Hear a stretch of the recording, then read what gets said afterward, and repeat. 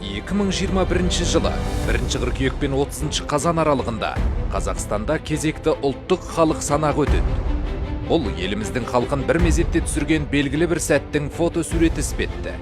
Оның арқасында біз қанша екенімізді, қай қалада, қай салада еңбектенетінімізді, тұрмыстық жағдайымыздың қандай екенін біле аламыз.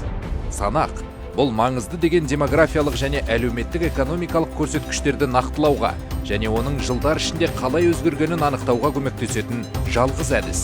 10 жыл ішінде болған өзгерістер динамикасы жасалатын болжамдар мен әзірленетін бюджет есебінің негізіне айналады.